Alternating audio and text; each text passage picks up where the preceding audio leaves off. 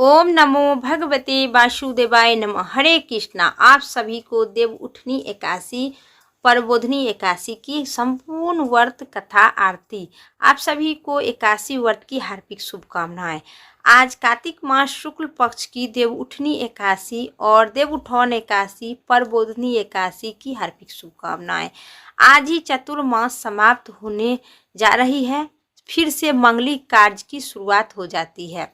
देव उठनी एकादशी पर भगवान हरि फिर सृष्टि की संचार भार करते हैं और धार्मिक मान्यता है कि देवउठनी एकादशी पर व्रत करने से मनुष्य की सभी पाप नष्ट हो जाते हैं और पुण्य फल की प्राप्ति होती है। तो बोलिए भगवान विष्णु की जय। संपूर्ण कथा मंचित और श्रद्धा भाव से जरूर सुनिए। कार्तिक मास शुक्ल पक्ष की बोधनी एकादशी की महत्व भगवान श्री कृष्ण ने कहे, हे युधिष्ठिर, भगवान श्री कृष्ण मैं आपको सन्मुख से रमा यथा महत्व सुना है। मान्यवर, अब कार्तिक मास शुक्ल पक्ष में जो एकादशी होती है उनकी महिमा बताइए। भगवान श्री कृष्ण बोले, राजन, कार्तिक के शुक्ल पक्ष में जो एकादशी होती है उनकी जैसी वर्णन लोग दृष्ट ब्रह्मा जी ने किए थे, नारद जी से कहे थे, वही मैं आपको बताती हूँ। नारद जी ने कहा, पिताजी, जिसमें धर्म कर्म में वृद्धि करने वाले भगवान गोविंद जागते हैं, उसी बोधनी एकादशी का महत्व बताइए। ब्रह्मा जी बोले, मुनि श्रेष्ठ, बोधनी का महत्व पाप का नाश, पुण्य की वृद्धि तथा उत्तम बुद्धि वाले पुरुष को मोक्ष प्रदान करने वाले हैं। समुद्र से लेकर सरोवर तक जितने भी तीर्थ है वे सभी अपने महत्व की तभी तक जगह न करते हैं जब तक कि कार्तिक मास के शुक्ल पक्ष में जो भगवान विष्णु की योग निंदा से उठते हैं, जो बोधनी एकादशी, देवउठनी एकादशी और परबोधनी एकादशी तीर्थ नहीं कर जाते हैं। बोधनी एकादशी को एक ही उपास कर लेने से मनुष्य की हजारों यशमय तथा 100 राज्य सूर्य यज्ञ फल की पालन कर लेते हैं। बेटा, जो दुर्लभ है, जिसकी प्राप्ति से आरंभ है तथा जिनमें त्रिलोक में किसी ने भी नहीं किया और देखा भी नहीं है, ऐसी वस्तु के लिए याचना करने पर भी बोधनी एकादशी उसे देते हैं। भक्ति पूर्वक उपास करने पर मनुष्य को हरि बोधनी एकादशी यशवै, संपत्ति, उत्तम बुद्धि, पुत्र पुत्री, धन धनय की राज्य तथा सुख प्रदान करते हैं।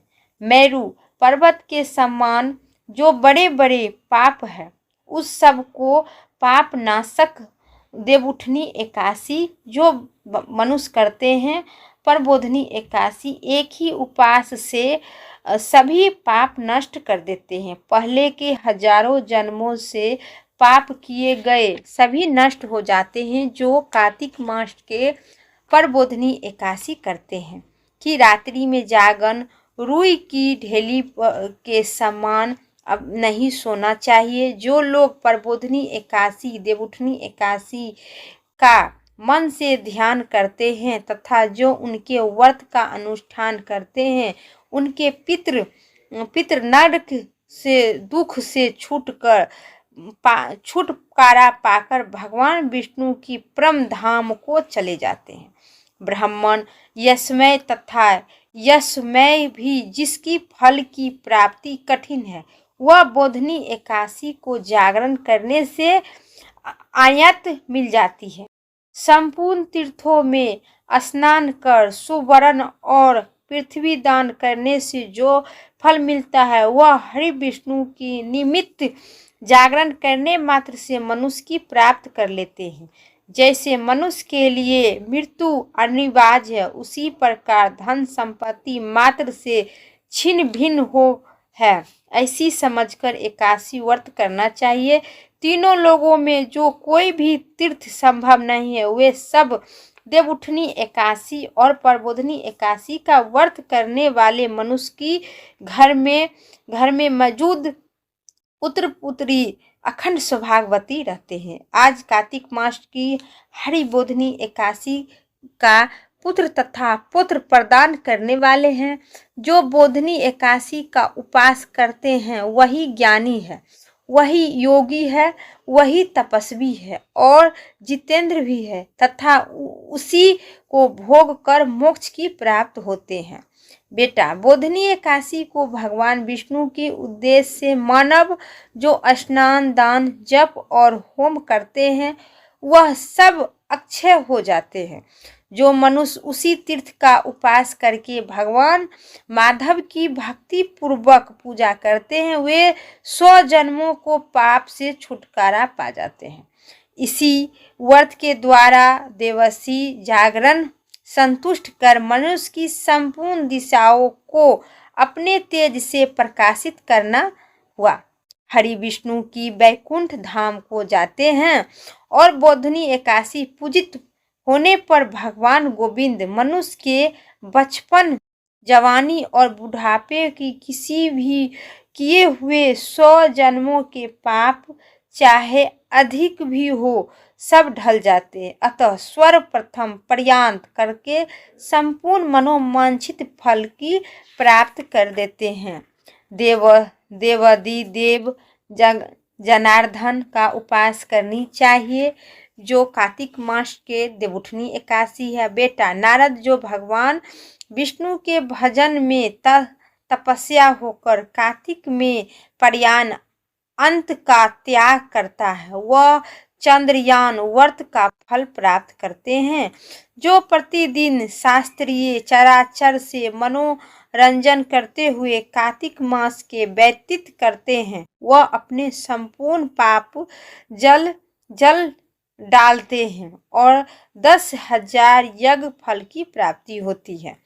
कार्तिक मास के शास्त्रीय कथाओं कहते हैं कि सुनने से भगवान मधुसूदन गोविंद श्री कृष्ण जैसे संतोष हो जाते हैं, वैसे उन्हें यज्ञ, दान अथवा जप इत्यादि भी नहीं चाहिए। सिर्फ कार्तिक मास के देवउठनी एकादशी करे। जो शुभ कर्म पर्यान पुरुष कार्तिक मास में एक आधा श्लोक भी भगवान विष्णु की कथा बचाते हैं उन्हें 100 गौदान का फल मिलता है। हे महामुनि, कार्तिक में भगवान केशव के सामने शास्त्र श्रवण करना चाहिए।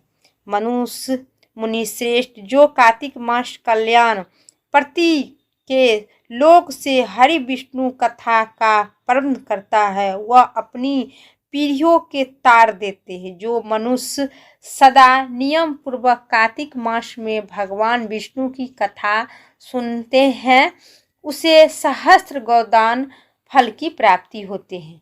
आज जो बोधिनी एकादशी देवउठनी एकादशी के दिन भगवान विष्णु की कथा श्रवण करते हैं उसे 7 दीपों से युक्त पृथ्वी दान करने का फल प्राप्त होते हैं। हे मुनि श्रेष्ठ, जो भगवान विष्णु की कथा सुनकर अपनी शक्ति अनुसार तथा वचन की पूजा करते हैं उसे अक्षय लोक की प्राप्ति होती है। हे नारद, जो मनुष्य कार्तिक मास में भगवान की बोधिनी गीत और शास्त्र विनोद द्वारा समय व्यतीत करता है उनकी पुण्य वृद्धि मैं नहीं जानती हूँ। मुझे जो पुण्य आत्मा पुरुष भगवान के समक्ष गाना, नित्य विद्या और श्री हरि विष्णु की कथा करता है वह तीनों लोगों के ऊपर विराजमान होते हैं। हे मुनि श्रेष्ठ, आज कार्तिक मास की बोधिनी एकादशी के दिन बहुत सी फल फूल, कपूर, अगरबत्ती और कुमकुम द्वारा हरि विष्णु की पूजा करनी चाहिए। आज एकादशी आने पर धन की कुंजी नहीं रहनी चाहिए क्योंकि उसी दिन दान इत्यादि करने से असंख्यित पुण्य फल की प्राप्ति होती है। आज देवउठनी प्रबोधिनी एकादशी की जागरण के समय शंख में जल लेकर फल तथा नाना प्रकार के द्रव्य के साथ श्री हरि विष्णु की आराधना करनी चाहिए। संपूर्ण तीर्थों के स्नान करने और सर्व प्रकार से दान करने जो फल मिलता है वही आज के दिन मिलती है। आधा देने से करोड़ों गुना होकर प्राप्त होते हैं। नारद जी बोले, हे देवर्षि, आधे तत्पश्चात भोजन, अच्छा दान और दक्षिणा इत्यादि द्वारा भगवान विष्णु की प्रसन्न के लिए गरुड़ की पूजा करनी चाहिए। जो मनुष्य उसी दिन श्रीमद् भागवत व्रत की कथा सुनना अथवा सुनाना, पुण्य पुण्य का पाठ करना, उसे एक एक अक्षय पर कपिल दान का फल मिलता है। हे मुनि श्रेष्ठ, आज कार्तिक मास देवउठनी एकादशी जो मनुष्य शक्ति के अनुसार सहस्त्र रीति से भगवान वैष्णव व्रत एकादशी का पालन करते हैं, उनकी मुक्ति अनिवार्य है। तकी के एक पत्ते से पूजित होने पर भगवान गरुड़ ध्वज 1000 वर्ष तक अत्यधिक नृत्य करते हैं। देवर्षि, जो आज अगस्त के फूल से भगवान विष्णु जनार्दन की पूजा करता है, उनके दर्शन मात्र से नरक की आग बुझ जाती है। हे वर्ष, जो आज कार्तिक मास भगवान विष्णु की जनार्दन को तुलसी पत्र और फूल से अर्पित करते हैं, उनकी जन्म भर का किए हुए सारा पाप अभय नष्ट हो जाता है।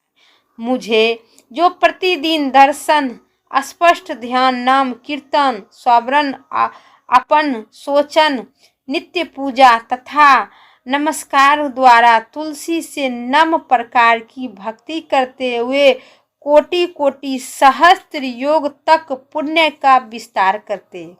हे नारद, सब प्रकार के फलों, फूल, पत्तों चढ़ाने से फल होता है, वही आज कार्तिक मास के तुलसी के एक पत्ते मिल जाता है। और कार्तिक आया देखकर प्रतिदिन नियम पूर्वक तुलसी की कोमल पत्तियों का महाविष्णु श्री जनार्दन की पूजन करनी चाहिए।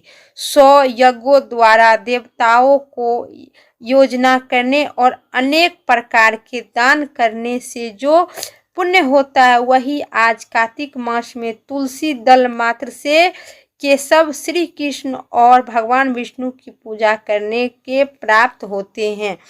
आज कार्तिक मास की महात्म जो आज देवउठनी एकादशी जो माता एवं बहनें करते हैं, उनकी सभी प्रकार के धर्म, कर्म, पुत्र पौत्री, धन संपत्ति अखंड सौभाग्यवती करते हैं। और भगवान केशव की पूजा तुलसी दल से करने से सभी एकादशी और सभी तीर्थों की फल की प्राप्ति होती है।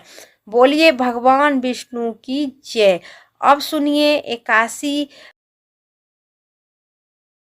ओम जय एकादशी माता मैया, जय एकादशी माता, विष्णु पूजा व्रत को धारण करी सकती मुक्ति पाता।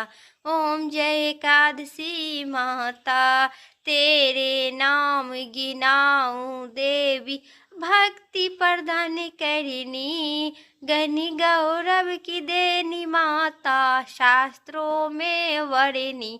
ओम जय एकादशी माता, माघ शीष के कृष्ण पक्ष की उत्पन्ना, विषतारी जन्मी, शुक्ल पक्ष में होए मोक्षदा, मुक्तदाता बन आई। ओम जय एकादशी माता मैया, जय एकादशी माता, पूष के कृष्ण पक्ष के सफला नामक है, शुक्ल पक्ष में होए पुत्रदा, शुक्ल पक्ष में होए पुत्रदा, आनंद अधिक रहे। ओम जय एकादशी माता मैया, जय एकादशी माता, नाम सटतिला माघ मास में कृष्ण पक्ष आवे, शुक्ल पक्ष में जया कहलावे, विजय सदा पावे। ओम जय एकादशी माता, विजय फागुन कृष्ण पक्ष में, शुक्ल पक्ष अमलकी, पाप मोचनी कृष्ण पक्ष में, चैत्र महाबली की। ओम जय एकादशी माता, चैती शुक्ल पक्ष में कामदा, धन देने वाली, नाम बरुथनी कृष्ण पक्ष में बैसाख महाबली। ओम जय एकादशी माता, मैया जय एकादशी माता। शुक्ल पक्ष में होए मोहिनी, अपरा जेठ कृष्ण पक्ष में, नाम निर्जला सब सुख करनी, शुक्ल पक्ष रखनी। ओम जय एकादशी माता। योगिनी आषाढ़ में जानो, कृष्ण पक्ष करनी, देव सैनी नाम कहावे, देव सैनी नाम कहलावे, शुक्ल पक्ष धरनी। ओम जय एकादशी माता। कायमिका सावन मास में आवे, कृष्ण पक्ष करिए, सावन शुक्ल पक्ष में होए, पवित्रता आनंद से रहिए। ओम जय एकादशी माता। अजा भाद्रपद मास कृष्ण पक्ष की परवर्तनी शुक्ला, इंदिरा आसीन कृष्ण पक्ष में भव से सागर निकला। ओम जय एकादशी माता। पाप कुशा है शुक्ल पक्ष में, आप हर निहारी, रमा मास कार्तिक में आवे, सुखदायक भारी। ओम जय एकादशी माता, मैया जय एकादशी माता। देव उठनी शुक्ल पक्ष की, दुख नाशक मैया, पावन मास में करूँ, पावन मास करूँ, विनती पार करो नैया। ओम जय एकादशी माता। परमा कृष्ण पक्ष में जन मंगल करनी है मैया, जन मंगल करनी, शुक्ल मास में होए, शुक्ल मास में होए, परवर्तनी दुख दरिद्रता हरनी। ओम जय एकादशी माता, मैया जय एकादशी माता। जो कोई आरती एकादशी की भक्ति हित गावे, जन गुरुदता स्वर्ग का वास निश्चय वह पावे। ओम जय एकादशी माता, मैया जय एकादशी माता। बोलिए माता एकादशी भगवान विष्णु की जय। आज के तिथि एकादशी की आरती समाप्त हुई। उम्मीद करते हैं इस वीडियो अच्छी लगे तो लाइक कीजिएगा, चैनल पर नए सब्सक्राइब करके कमेंट में एकादशी माता की जय जरूर लिखिए, भगवान विष्णु की जय जरूर लिखिए। फिर नेक्स्ट वीडियो लेके आते हैं, तब तक के लिए भगवान विष्णु और माता लक्ष्मी की जय। हर हर महादेव।